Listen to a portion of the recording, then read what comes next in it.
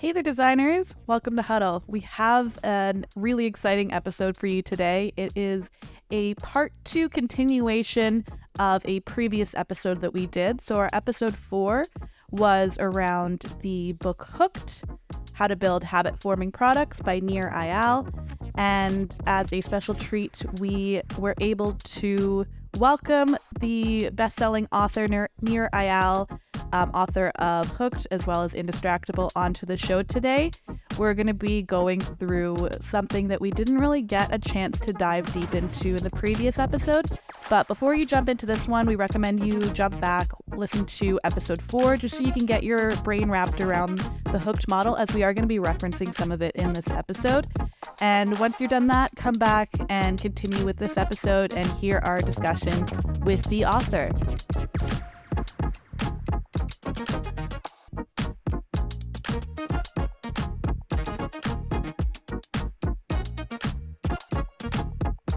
We're going to be diving into specifically the morality of manipulation, and that is going to be a deep dive into the ethics around building these habit-forming products and what that looks like for the user and how we can assess it as a designer. So excited to have you today. Let's jump right in.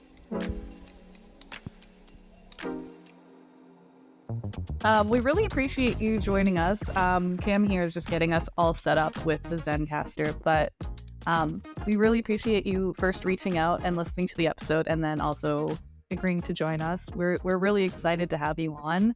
We're all big fans. We started a book club right when we got out of boot camp, and yours was the first one that we all wanted to read, and really enjoyed it, had really good discussions for it, and the morality of manipulation just happened to be the thing that we all kind of came back to and were anticipating through the whole book. It was the discussion that we found was really the most intriguing for us. And so we're really happy to have you on so that we can kind of dive into it further. My pleasure. Well, I'm honored that you read my book. And anytime people go so deep into it, it's a big honor for me as the author. So I love to engage with readers that have actually, gotten their hands dirty with the material and always looking to improve my thinking. So this is really a treat for me as well. We love that, and we're really excited to jump in. Before we start on the morality of manipulation and diving into Hooked, can you give us a little bit more about your background, maybe something that people who either aren't familiar or who are familiar might not know about you? Sure. I want to start by apologizing. I'm a little bit sweaty, by the way, because I'm in Singapore. It's very hot in Singapore, and the AC in my apartment is just getting started. So if you see me sweating a little bit, it's because the weather here was it didn't hit below 90 all day, so that's why I'm a little sweaty at the moment. But so my background is in behavioral design. So I help companies build the kind of products and services that get people hooked for good. So the topic of my first book, How to Build Habit-Forming Products, was all about how can we as designers build the kind of products and services that people use because they want to, not because they have to. So the idea here is that we can steal the secrets of the social media companies so that we can, and other examples, it's not just social media examples, but companies like Slack, Salesforce, GitHub, of course, the social media giants like Facebook, Instagram, WhatsApp, all these companies, we can learn their secrets. We can learn how they design their products and services. Some good, some not so good, so that we can improve our own products and services, by example, by understanding the deeper psychology of consumer behavior. That we don't want to just rely on, what other people are doing. We don't want to rely upon even what the customer tells us they want, because people have all kinds of inarticulatable needs, right? We've all, as designers, heard from customers saying they want this or that, and then you design it for them and they don't use it, right? Why? Many times people are not able to tell you exactly what they want. So Hooked has been used in every conceivable industry, from ed tech to fintech to healthcare products, all kinds of products and services that help people get hooked for good, for healthy habits. The book was never intended, and as far as I know, has not been used by the gaming companies or the social media companies. They've known these tactics for years. They don't need my book. My goal was to steal their secrets so that the rest of us could democratize these techniques for good. Right, because one of the hardest things in design is building something that people want and use, and so the goal here is really to help people do that. And then after I wrote Hooked, I wrote a few years ago a book called Indistractable. If Hooked is about how to build good habits through the technologies we use as designers, Indistractable is about how do we break the bad habits. And it's not a negation. It's not hooked and unhooked. It's not that I'm negating what I said in Hooked. I still think that we can use the principles in Hooked for good. It's a complement to, meaning we should get hooked to healthy behaviors, but we also want to stop using the products and services that don't serve us, the products that end up being distractions in our lives. So that's what Indistractable is all about. It's not so much written for product designers the way that Hooked was. Indistractable is written for anyone who's struggling with doing things that are not what they said they would do. So whether it's, not exercising when we say we will, whether it's not being fully present with our family, whether it's not working on that big project that's going to move our life and career forward, anything that is different from what we say we're going to do with our time and attention, I really think that's the skill of the century. And the behavioral psychology behind that habit formation, it's super fascinating. What got you into that line of work in the first place? Well, it depends how far back you want to go. If you really want to go far back, so I used to struggle with clinical obesity throughout much of my childhood and even into adulthood. And it wasn't just chubby; it was clinically obese. I remember going to the doctor with my mom, and they had this chart on the wall that said, "Okay, here's overweight, here's severely overweight, here's you're in obese here." And I think it was that struggle with feeling like food controlled me, and that for a while I would blame these food companies for doing it to me. Not only would I blame them, and I would shame myself, and that's a very common pattern. I call them the blamers and the shamers, people who blame things outside themselves and people who shame themselves. And so we do some combination of both. But of course, that's never the solution. Blaming things outside of yourself doesn't really change them. Shaming yourself that there's something broken and wrong about you only makes you feel worse and makes you seek escape from the very sensations that you're experiencing. So when I was obese, I wasn't eating because I was hungry. I was eating because I was bored. I was eating because I was lonely. I was eating because I felt ashamed at how much I had just eaten. And so shaming yourself doesn't work. What does work is not being a blamer or a shamer. It's being a claimer, claiming responsibility not for how we feel, right? The feelings are not something we control. We don't control our feelings. What we control is how we respond to those feelings. Hence the term responsibility. How we respond to those emotions is critical. And I think it was that lesson from all the way back in childhood, and then eventually overcoming obesity. And I still struggle with health and wellness today. It's something that I have to pay attention to constantly because I have that natural tendency, I think, to overindulge. But I think that's probably where it started from a very young age. And I was always interested in how products shape our behavior for better and worse. And then that carried on into my career when I started a few companies, and the latest of which was in the gaming and advertising space. And those are two industries that are really dependent on changing behavior, right? Gaming companies don't design their games for their health. They do it to influence your behavior. Advertisers spend all those dollars on changing your behavior because it makes them money at the end of the day. And it's not necessarily unethical, but we need to be aware of how they work. And so I had this front row seat. Many of my clients that I was working with were at the intersection of these two industries. And I had this really great vantage point of being able to understand that companies understand what makes you click and what makes you tick better than you understand yourself. And so it behooves us as not only consumers, but particularly as designers, to really understand these principles if we are to influence consumer behavior for good. And so that kind of took me on this path, running my last company and at that intersection of gaming and advertising. And then I wanted to start another tech company. And at the time, this was back in 2012, I had this hypothesis that as the interface shrank, right, as we went from desktops to laptops to mobile devices and now to wearable devices, right, like our watches, and now even more recently to Amazon Alexa, the interface shrank, right? The amount of real estate we have to trigger people got smaller and smaller until it finally disappeared, right? With these auditory devices like Google Home or Amazon Alexa, we don't even have a screen anymore. And so what that meant was that if you can't trigger people with internal triggers versus external triggers. If people don't remember to use your product, for many industries, you're sunk, right? If you're not on that, for example, on your phone, if you're not on someone's home screen and they don't remember to use you, you might as well not even exist. And so I knew that habits would be very, very important back in 2012. And so I looked around, where is there a book about how to build habit-forming products? I couldn't find one. There was just not such a book. And so I decided to research and write it for myself. And I just started blogging about it. And then a former professor of mine at Stanford really liked my writing and my model that I was starting to conceptualize. And he invited me to come teach with him at Stanford, the Graduate School of Business. And we developed a class together, taught that for a few years. Then I went over to the Hasso-Plattner Institute of Design, taught there for several years.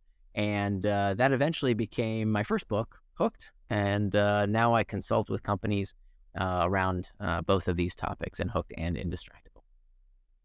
What a fascinating and rich story. Absolutely. You gonna say, Cam? Really like the way in which you kind of articulated the shrinking of the interfaces down to nothing, and the way in which your book doesn't just give designers like flashy examples of how to attract the attention of a user, but it's actually just the psychology behind it. And I think that's also what's going to give your work, lasting power and be something that kind of resonates through the design community for, generations to come. So I really like the way in which you put that. Thank you. Also, what a fascinating story. And it's interesting to know that it came from a personal journey and understanding the personal why behind your own struggle with obesity, and that and how that carried you through to such a rich career and now to becoming an award-winning author. Thank you. That, like you said, there's no book really like Hooked before that came out. It was really the seminal work for that, and it's referenced, like you said, across so many industries today. Coming out of boot camp, it was one of the books that just kept coming up in every single recommended list of you need to read these books to understand design. I think it was usually at the top of the list. So you definitely have something going there with your model, and I can see why you would have been invited to teach it. Like I said in the beginning, but thank you very much. You're too kind. Thank you. like I said in the beginning, the part that fascinated us the most, and that I think fascinates a lot of people the most about this, is sort of the ethics around it and the morality of manipulation. Could you, from your words, break that down in the most simpler terms for those who might not understand what we mean by that? Sure. So ethics is definitely something that I considered from day one. Writing my blog back, before the book was published, and even in the book, we're on the second edition of the book. I've added new examples and case studies. But even from the very first edition of the book, there was always this section called the morality of manipulation. And the morality of manipulation is a guide around how do we as individual designers think about this problem of ethics in design. And there are different frames of reference, different lenses. I think one lens, which is the one I discuss in Hooked, is the individual lens. I think there's also a company responsibility lens, and then there's a societal responsibility lens. But I'm happy to dive into any of those lenses. But I think from the most important is the individual, right? We as designers, and that's what I really go into detail in Hooked, is what I wanted to give designers is a test, a two-part test that they can ask themselves to ensure that they are using these tactics in a way that they feel good about, right? What we want to do is minimize regret. We don't want to look back in our lives and say, hey, did I squander this limited time that I have on Earth? Was I working on stuff that I'm not proud of? So how can we make sure that we don't look back and regret on our careers? And so the idea here is that you have to ask yourself two questions. The first question is to look at yourself in the mirror and ask yourself, is what I'm working on materially improving people's lives? That's the first question. Is what I'm working on materially improving people's lives? And this isn't a question for you to ask other people or for other people to ask you. It's a way for you to judge yourself to make sure that you're spending your limited time on Earth in an ethical way that you feel good about. So that's the first question. But that's not good enough. There's a second part to this test, and that second question has to do with breaking the first rule of drug dealing. Now, I know you've read my book, so you know this first rule of drug dealing. But if you don't know, the first rule of drug dealing is never get high on your own supply. Never get high on your own supply. So I want you to break that rule by asking yourself this question. Question number one, is what I'm doing materially improving people's lives? Question number two, am I the user? Am I the user? I want you to ask yourself that question because I want you to break the first rule of drug dealing. I want you to get high on your own supply, because then if there are deleterious consequences to using your product, you'll be the first to know about it. You'll be the first to know about it. So that doesn't mean that there might not be unintended consequences. There always are unintended consequences with any technology that is of a massive scale. You know, I promise you that Zuckerberg had no idea of all the unintended consequences that Facebook might bring. But if you are the user of the product and you believe it materially improves people's lives, you're what I call a facilitator. And I think if you can genuinely look at yourself in the mirror and answer those two questions in the affirmative, go for it. I think that's a good ethical place to be. Again, it doesn't mean that you may not have unintended consequences. They, by definition, they're unintended, and technology oftentimes has those unintended consequences. Like Paul Virilio said, when you invent the ship, you invent the shipwreck. That's the way technological innovation works. We can't use the precautionary principle, which says we need to look for every single contingency. This is what you see in Europe right now. This is why Europe is decaying from an innovation perspective, because they legislate the hell out of everything to the point where it doesn't make sense to do business there. It's very hard to innovate, especially in the tech industry, because they're trying to use the precautionary principle. We're trying to look at every single possible problem that may occur before it even occurs, and that's almost impossible. Instead, what we have in America for the most part is the permissionless innovation principle, where first we don't ask for permission. We do our best, we try, we see what happens with the product. When we reveal, oh my goodness, there are unintended consequences, then we figure out ways to fix that problem. Once we revealed our shipwrecks, what do? Do we abandon the technology? Do I wave our fingers and say, oh, this is an unethical technology to use ships? No, we make ships better, right? We make them safer. When was the last time you heard about a shipwreck? It almost never happens, right? Not because we stopped sailing ships, but we made them safer. Right. And so that's what we see already. We see that with social media. A few years ago, oh my God, social media was so terrible for society. Well, guess what? It got a lot better over the last few years. Not as big of a story, right? You never see a story in the New York Times about how things are getting better, right? The news media only tells you about things that are getting worse, things that are bad. That's how they make their money. Again, by using your attention to keep you hooked, right? They use the principles in my book more than anyone, the media.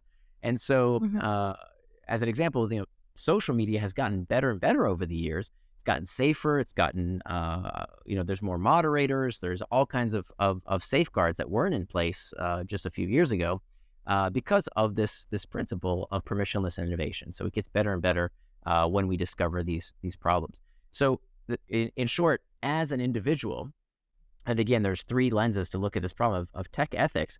But as an individual, I think if you are the kind of person who looks at yourself in the mirror and says, what I'm working on materially improves people's lives, I really believe that it does that, and I am the user, that not only puts you in a good ethical position, it actually puts you in a really good business position, because the hardest part about designing product is building something that people want, right?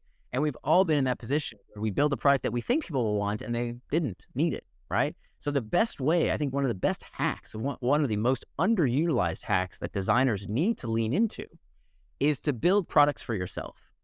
If you at all can in your career, you will be way more successful if you build products that you yourself are the consumer of. Why? Because at least then you understand your consumer. You are the consumer, right? You are the user. I see way too many designers building products or building businesses, starting companies for someone they completely don't understand and have never been themselves. So that is a huge hack. Again, not only from an ethical position, but also from a business position and a design position, to be the user yourself, because then you really can't fail, right? Your company might not go public, you might not get rich, but if you build a product that you yourself want, you desire it to exist in the world because you know there's a need for it, then really you can't fail. Yeah, I agree. I guess my takeaway from the chart and from what you've been talking about is that being both the user and the designer of a product really brings down two perspectives for us to really get to know how to create a good product, how to make it hooked. But I guess I have a question. which is like in real world, like for designers, in a lot of cases, we might not be able to design products that we actually want to use. We're designing for our employers.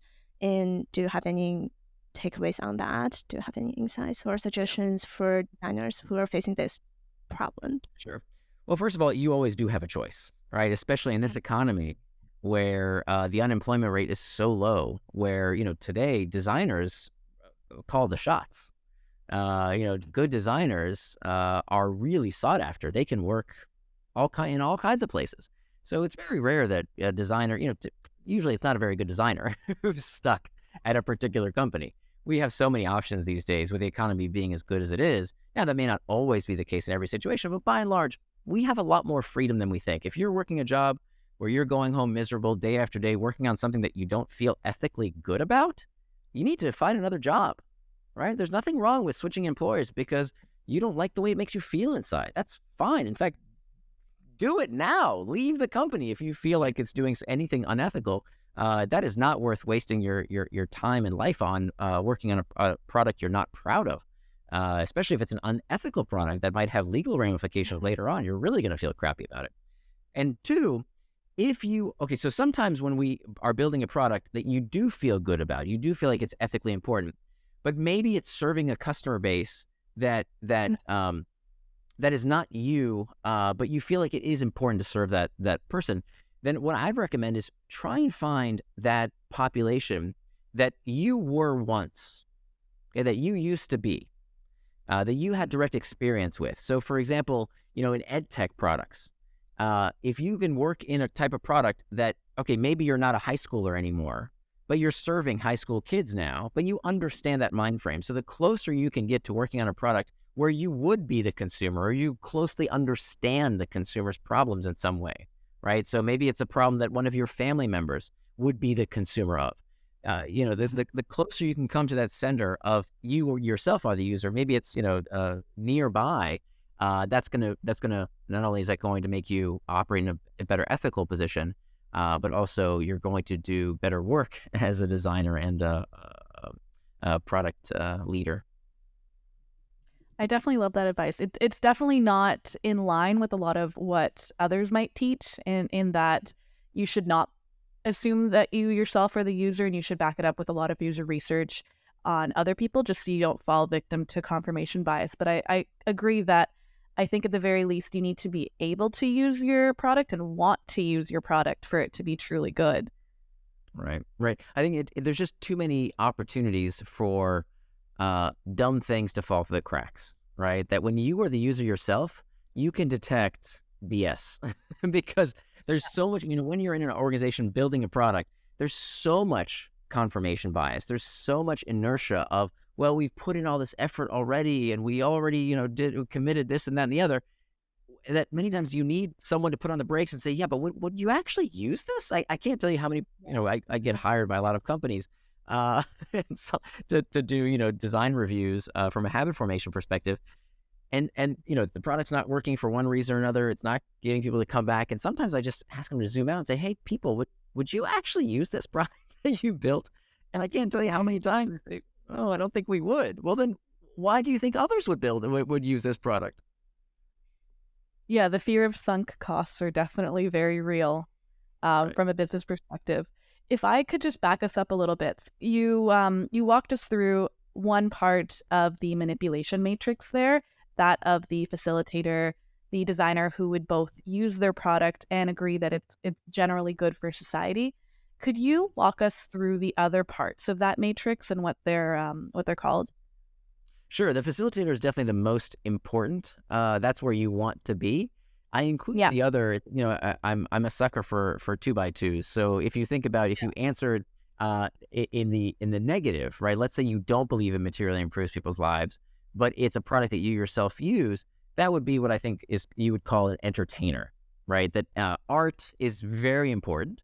We use it, but it's hard to think that it's something that materially improves people's lives, right? Most art is pretty ephemeral. You go watch a movie, you go read a book, you see a beautiful painting, but it's very ephemeral. That would be a level of, again, I'm not saying this isn't an important function in society. Of course we need art. It's incredibly important. But if you think it's something that, and by the way, this is completely subjective, right? Totally subjective. It's a test for you to take for yourself. You're what I call an entertainer.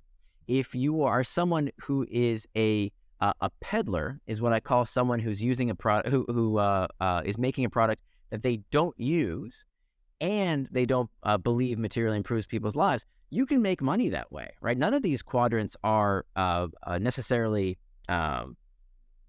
impossible ways to make money, but that's not the question here. The question is, are they ethical?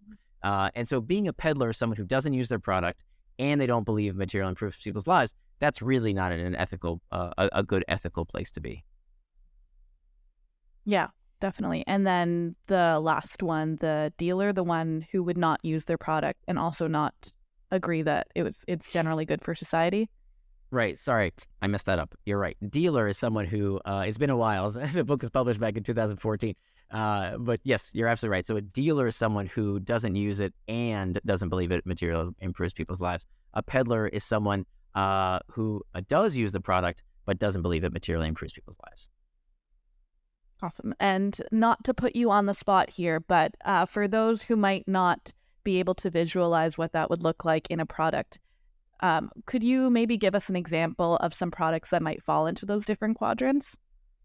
Sure. So let's say, so something that is, maybe doesn't really improve people's lives to an extent, might be something ephemeral, but you are the user. What help me out here? What do you guys think? Where would these things fall into different frameworks? So let's take different products actually that maybe we all use every day. Yeah, so I kind of see that entertainer category. We can kind of think of a lot of our popular streaming platforms. I imagine that a lot of the designers probably go home and still stream content, but might not think that it's generally a material good for the user, and definitely susceptible to being an addictive product as well for anyone who's definitely spent far too long binging any shows. I think that you could think of a lot of the streaming platforms, so like your Netflix, your Amazon Prime, your Disney Plus, your Crave, that sort of thing would fall under the entertainer category. Yeah, I'm also I think thinking about Burger. it is. Sorry. It is. It just reinforces why it's very subjective. I would say it depends on. It's not an absolute. It's not like saying, oh, streaming platforms mean that you can't be a facilitator and work for one of these streaming platforms. I think if you see the benefit of the product and you're yourself the user, I think you can be a facilitator for those products as well. I mean, my daughter is 14 years old. She learned how to play the ukulele 100% on YouTube. That's wonderful. Oh, wow. Right? Like, there's a lot of good that comes out of these streaming platforms. I think it really depends on how it's used, and that actually might be. It's been a while since I looked at those other categories because I always focus on the facilitator category. That's the most important insight, is to ask yourself those two questions in the affirmative. But I think actually it's a good segue to talk about the other lenses of, the company's lens and the societal lens as well, in terms of how do we perform, how do we make sure that we're on the right side of ethics when it comes to the products we design. I think we tend to look at the negative, right? We have what's called a negativity bias. Of course, the media promotes the bad stuff that happens without all the good stuff that happens. So it's also important as designers, to dig deeper than only the negative aspects. Because I think if we don't dive into, like, we need designers to not run away in fear and say, oh, it's possible to use this product in a negative way, therefore I'm not going to touch it. As opposed to what we should be doing is to say, actually, there's so much potential here. We should invest more in making it better, right? That's what we do as a society. We adapt and we adopt. We adapt our own behavior. I think that's very, very important. I think it's something that's totally left out of the discussion around, tech addiction and tech ethics. Yeah. Is, as individuals, there's so much we can do.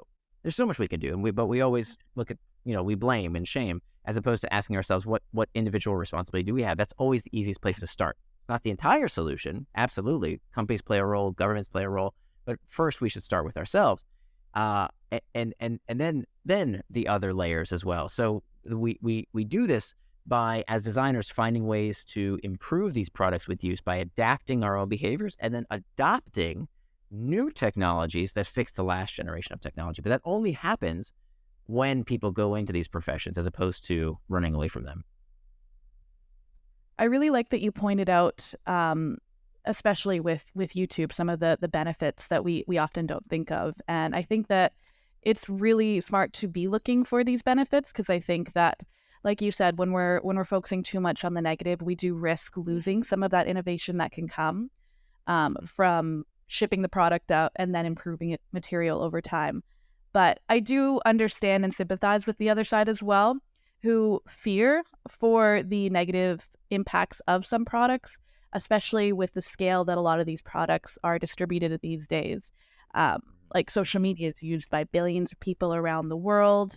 ChatGPT within the first month was used by like 1 billion people in the world. So when we're designing these products, I think it is very important to think of possible repercussions that can come from them, as often they're compared to the cigarettes of the century. So we often won't really get an understanding of just how negative some of the impacts can be until decades down the line. So I think that it's definitely important for us to consider them. But like you said, it's good to balance that definitely with understanding the benefits that we could also bring about by designing these products. But we also, I think we need to realize that we tend to historically enter moral panics. Whenever there's a new technology on a massive scale, we tend to freak out, right? A few years ago, it was social media. Now it's AI. We're all freaking out about AI. Before that, it was social media. Before that, it was the smartphone. Before that, it was the television. Before that, it was the radio. Before that, it was rock and roll. Before that, it was, the book was called something that was going to enfeeble men's minds. Like every new technology we flip out about. And if you actually dig deeper into the actual harms caused by many of these technologies, you actually realize that a lot of this is moralizing and medicalizing of otherwise normal behavior, right? Even the term addictive technology. Addiction is a pathology. Addiction is a disease, right? It's a terrible disease. But how is it that somehow we think that technology is addictive, but and that everyone's addicted? Everybody's brains are getting hijacked to these technologies, but lots of things are potentially addictive, but don't addict everyone. Right? Not even close, right? A lot of us have a glass of wine with dinner. We're not all alcoholics. We have sex. We're not all sex addicts. And so why is it that we think that, oh my God, everybody's brain is being hijacked, we're all being addicted? If the vast majority of people are not addicted. It's about 3 to 5% of the population that's addicted. The rest of us, we're not addicted. We're distracted. We're just distracted. So we really have to stop using this terminology. I think it really hurts us, because not only does it greatly disrespect people who actually struggle with the terrible pathology of addiction, it also hurts us, because when we, addiction, the word addiction comes from the Latin root addictio, which means slave. And so when you hear people say, oh, everyone's so addicted to technology, what you're doing is essentially we're preaching this idea that there's nothing you can do about it. And it turns out, I think that is more dangerous than the technology itself. This leads to what's called learned helplessness. When people believe that there's nothing they can do about a problem, what do? Nothing. And so that is super, super dangerous. We want to be very, very careful. And then this isn't speaking specifically to designers. This is for everyone in society. We need to stop and think for a minute, like, is that image that we're putting in people's minds whenever we repeat again and again, and this is a line that's fed to us from the media itself, right? Very few people have actually read the studies of what happened in terms of the harm done from social media. Very, very few people have actually looked at these studies. A lot of this is it's overblown. It's hype because it makes for a really good story perpetuated by legacy media, which, by the way, is in the same business as new media, right? The New York Times, CNN, Fox News. Guess how they make money? They make money by selling your eyeballs to advertisers, the same way Facebook does. It's the same business model, and it has its own harms, right? But we don't talk about those harms because it's old, it's familiar. And so we as a society, we have this bias against new technologies that makes us afraid of innovation, right? Look at AI. People are freaking out about not even AI, just LLMs, right? If you actually look at what ChatGPT is, it's an LLM. Okay, Yeah. it's a large language model. What so many people are afraid of is all the potential harm, which hasn't even happened yet. It will happen. There will be disasters caused by AI, no doubt about it, right? There will be shipwrecks, as there are with every big innovation. But somehow we only notice the crimes of commission versus the crimes of omission, right? We only look at the things that, oh, so-and-so did such and such to this person, right? That's what we can see. We don't think about all the harm that's done by omission, the things that didn't happen, right? All the good that could have been done if a technology exists. So many times when we're fearful of technology, not only do we disable ourselves, we make ourselves less able to put this technology in its place through personal agency, but we limit innovation, and we don't even know all the countless lives that could have been improved had this technology been able to be developed. That is incredibly insightful, and I've actually not considered the moral panic that comes with these new technologies in quite that way before, and it's kind of giving me a new light on these issues that I didn't have before. So I really appreciate that breakdown. You mentioned the 3%, 3 to 5% of heavily addicted users, and I think in preparing for this episode, something that we did was go through some of your other writing as well. And you mentioned one of the solutions to this that companies can put in place is a use and abuse policy. Could you kind of break down what that would look like and some of the benefits that could come from that? Absolutely. So now we're jumping. So we talked about the personal lens, right? What you can do as an individual. We're going to skip over for the time being what the company can do, right? What the corporation can do. Now let's go on to the societal level. So I believe that there is room for regulation. I'm not anti-regulation. I'm certainly not a tech apologist. There's a lot of things that I think the tech industry could do a lot better, but we need to be very careful about regulation that hurts as opposed to helps. And because what typically happens is that government tends to be very ham-fisted. I don't know if you've been in Europe lately and tried to use the internet with, oh my God, it's so annoying, right? These stupid GDPR regulations that you have to click OK and yes for all these cookies, yes, no, and nobody knows what the heck they're doing. So we've trained users to essentially blindly click on OK. It's so poorly designed because of these stupid laws that weren't really well thought out, that have all these unintended consequences. So we need to be very careful. If we're going to pass regulation, we have to be mindful about how we do it. And I'm all for good regulation. I'm against bad regulation that makes that either helps incumbents, that only makes the strong stronger, which is what typically regulation does, or makes the user experience worse, right? That people already have a tough time using these technologies. We don't want to increase friction even more in a way that doesn't even serve them. But what I do support, and I've been advocating for years around, is we need to think about who are the groups in society that should be protected classes. And I think when it comes to tech products specifically, there are two protected classes we really need to think about. One is already somewhat protected. I think they could be more protected, which is children. Okay, my 14-year-old can't walk into a bar and order a gin and tonic. She's too young. She can't walk into a casino and start betting on blackjack. She's too young. So we have specific regulations around children. I'm very much for regulation around tech products for kids, right? I think, increasing the age restrictions, I can't understand why anybody today would let anyone under 13 use social media, because that's the minimum age that these products tell you themselves that it should be used, right? So there's no excuse in oh, my friends are using it. So what? Who cares? Sorry, if you're under 13, you definitely should not, if your child's under 13, you should definitely not let your child use these products, because that's the age that these products tell you not to let kids use it.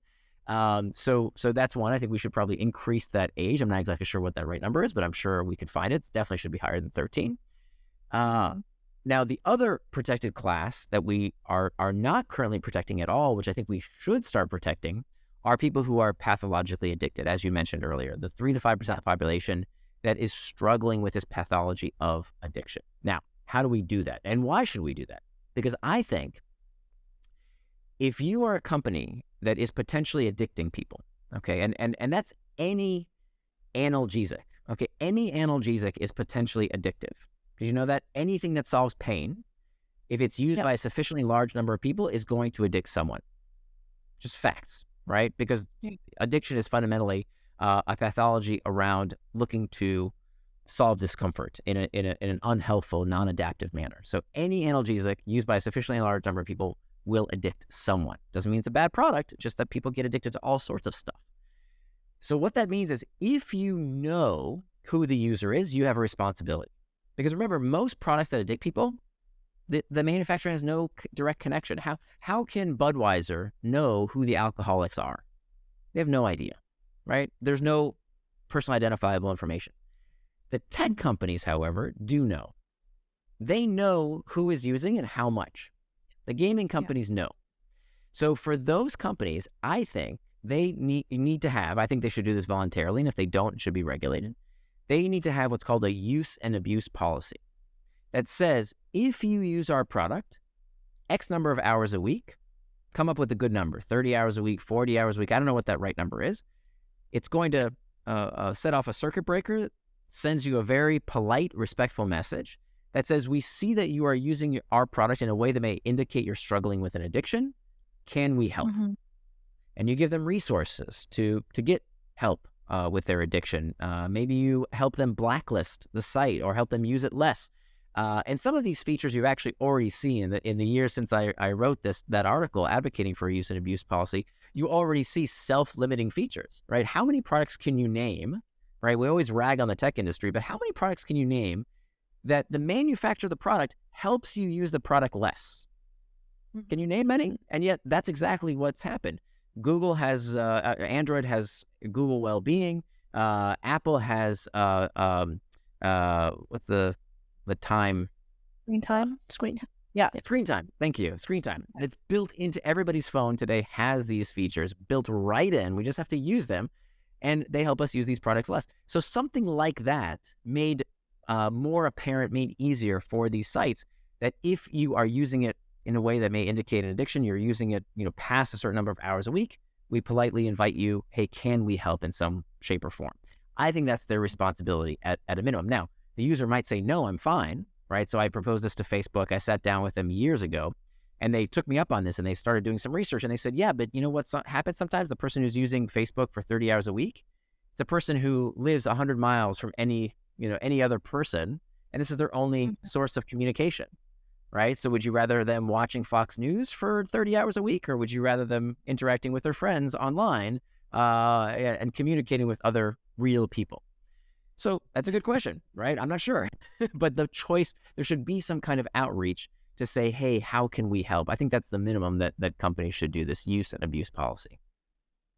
I think that you made a really good point there in terms of needing to balance and make sure that you're creating good regulations, because the negative impacts of creating too strong of a regulation or too limiting of a regulation can really cause negative user experience, which is what we're trying to avoid in the first place and what we're trying to mitigate in the first place. And I think that too much regulation will just lead to people abandoning the product, I imagine. Exactly. So I guess if you can help us understand and answer this question, who is the best to determine the regulations in that case? Is it society as a whole? Is it the company that should be volunteering these regulations from their own understanding of their users? Should it be advocates, psychologists who research these things? Like where should this regulation be coming from?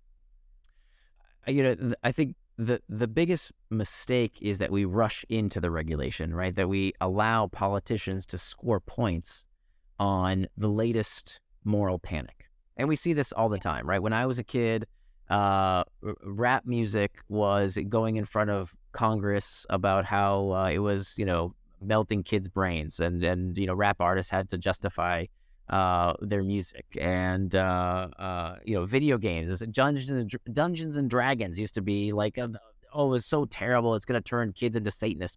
Like, many of us don't remember this, but literally every new cultural innovation, every new technology gets put through the ringer. Bicycles. I don't know if you guys saw the Social Dilemma movie on Netflix, but there's a scene where the kind of head protagonist says, this technology is really different. It's not like It's not like when the bicycle came out, people were scared of the bicycle. No, this technology is different. And that's exactly wrong. That if you look at the headline clippings, people freaked out about the bicycle. They totally freaked out because it was giving women a way to be more independent, right? And so whenever you hear people saying, save the children, save the women, right? Like women are being preyed upon, you be a little suspicious. It's always the women and children that people in power are trying to use as cover for other motives. And that's typically a good warning sign. And so, there is, I'm sure, regulation. I mean, look, the CEOs of these companies are begging for regulation, right? You think Mark Zuckerberg wants to be the arbiter of speech? He doesn't want that job. He would love the government to tell him what is allowable speech. It's a really hard issue. And anybody who tells you, oh, it's so simple, doesn't know what they're talking about. It's real. There's so many edge cases, and that he's got it. He's hired 10,000 content moderators to help them do it. It's a really, really tough job. I do not envy that job in the least. So clearly there is room for regulation, but it needs to be thoughtful. We need to take our time. We need to see what the real harms are as opposed to the made-up harms, and we need to kind of be very skeptical of much of this regulation, because much of it is coming from industry incumbents themselves, right? That many times when you put more rules and regulations on top of companies, who does that benefit? It benefits the big companies that can afford to follow the laws, as opposed to the upstart, the young company that's just getting started. They don't have the money to spend on lawyers to make sure they're crossing every T and dotting every I. So many times this regulation is supported by the very companies that we think we're regulating in order to maintain their prominence. So we just have to be very careful. I'm not a legal scholar, but I will tell you, I think what many people think is a simple challenge that we'll just regulate away turns out to be much more complex, and we should take our time. Yeah, I agree. I couldn't agree anymore. And I think that you've left us definitely with some really interesting insights here in terms of how we can approach this issue moving forward, and understanding, again, the good balance between creating a product that will be good for society and then understanding the regulations that could save the most vulnerable of populations. We really appreciate you joining us today. Where can the people find you? Thank you. Yeah. So my website is nirandfar.com. It's spelled N-I-R and far.com. N-I-R like my first name. And my first book is called Hooked, How to Build Habit-Forming Products. And my second book is called Indistractable, How to Control Your Attention and Choose Your Life. Wow. I don't know about you guys, but my mind is blown after that conversation. I have a lot of new insights that I think that I didn't have prior to jumping into that conversation. You know me, I have a bad habit of being a little bit too self-righteous. And so I tend to be a little heavy-handed on regulation. And I thought that was such an interesting discussion on how we can balance good regulation with good design so that we're not stifling innovation and losing some of the possible benefits that we can get from releasing these products and allowing these products to have their legs. Yeah, and I really like that Nir basically alluded to the fact that users are smart and they can self-regulate. So putting that on the shoulders of designers was not as much as what he was saying, but more just that if we put these safeguards in place to at least have some kind of notification and kind of snap our users out of potentially a bad habit, they can at least have that thought process of in the designer's mind or the product owner's mind, I'm using this more than they intended. Should I maybe reflect on this? You can ignore, you can take it up, you can have that be your break. And we talked about this earlier in another episode where we were talking about the screen time thing. And I admittedly do not look at that much because it's probably more time on my phone than I would care to admit I have. But I think that's an important aspect of what Nir was talking about. We should give our users a little more credit. Yeah, I think that understanding that we do as users, the vast majority of us at least, do have some agency in deciding for ourselves whether or not we take that agency. I do agree that that's not necessarily on the company or on society as a greater whole to to flex that agency, and it does come down to personal responsibility in a lot of ways. Mel, what was your kind of key takeaway?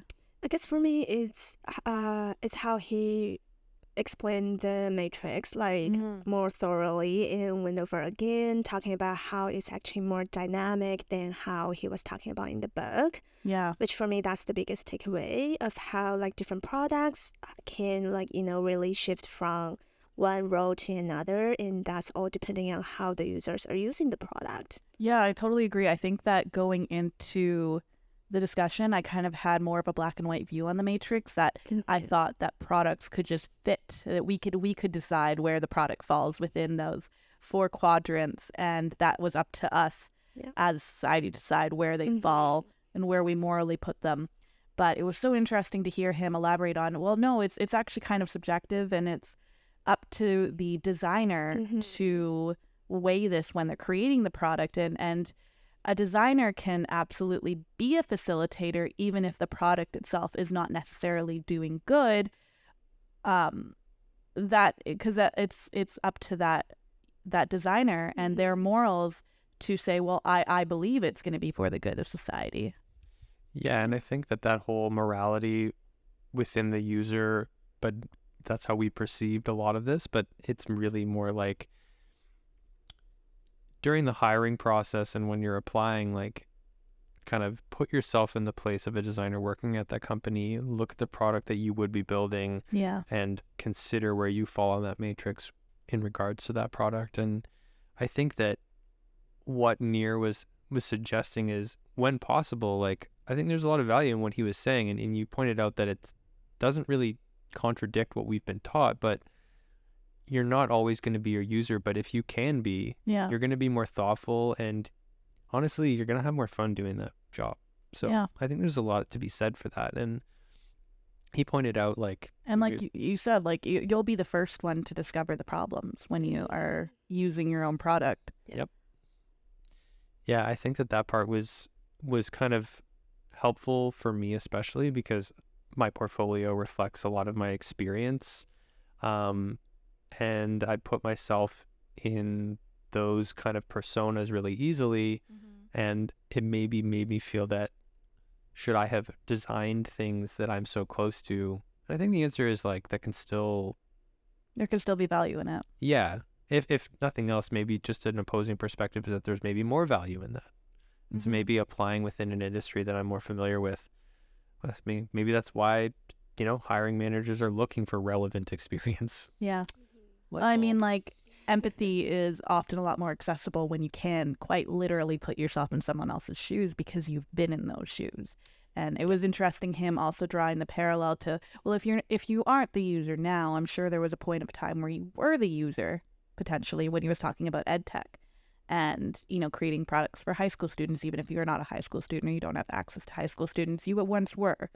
And that's not to say that will replace good user research, because I do think that is still vital and can't be replaced. I think that one of the issues of being your own user is that you are operating under assumptions that come from you, and I think that does still leave the door open for confirmation bias. But I also think that, without that as well, and just using user research, you do also have, I liked what he said about confirmation bias of the company, of understanding their objectives and the sunk costs put into the investment and proving something will work. I think that the balancing of the two, the need for the two, is definitely something that I hadn't considered beforehand. Yeah, I agree. Was there anything else you guys wanted to reflect on? I think just that it's really, really important to have these guests on who can help us open our minds and expand the conversation past just the book. I think that if I could impart anything on anyone, especially junior and emerging designers, if you are reading these books and maybe not agreeing with every point or seeing them through a different perspective, I challenge you to reach out to the author. We have such a supportive and fantastic design community who are willing to take the time and grow our knowledge and expand on these conversations. And it's really valuable to do that because often we leave with some new perspectives that we might not have had before. And I think that's what I'm really imparting on you at this moment in time, is that be willing, even as designers that are junior or emerging, to try to form some perspectives when you're reading these and challenge some of the views and bring those discussions to the authors, because I think that even allowing them to break down their concepts again and expand on them can really carry the conversation forward and come out with some really valuable insights, because I think that when we are designing products that could affect billions of people, it's really important to have these considerations. Couldn't agree more. Wow. What a great episode. We really want to thank the guest that we've had today, Nir. Really appreciate you coming on.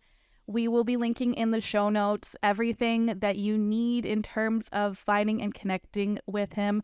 Couldn't recommend it more. If you have any questions around habit forming products, make sure to reach out to him. Leave comments in his Apple Podcasts near and far. That's where he will be able to also connect back with you.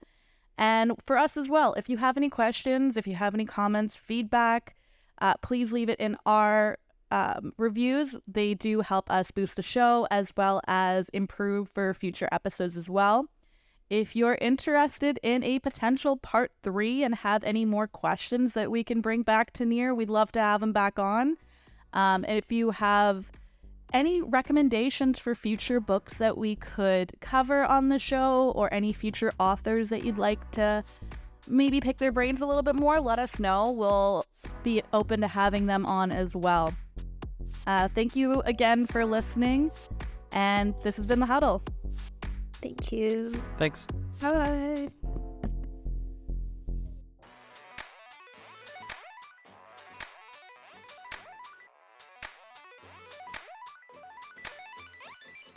Thanks for listening to Huddle. We appreciate your support and hope you enjoyed this episode. If you'd like to hear more, don't forget to subscribe to our podcast on Spotify, Apple Podcasts, or wherever you get your podcasts. If you want to watch along, make sure to subscribe to our YouTube and turn on notifications so you never miss an episode. If you're feeling generous, please leave us a review and rating on your favorite platform. Your feedback helps us improve our content and reach more people. Until next time, keep learning, growing, and exploring.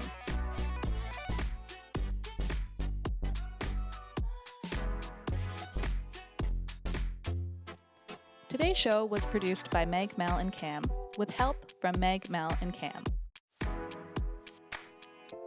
Editing from Cam, music from Half Cool. I'm Meg. Thanks for joining The Huddle.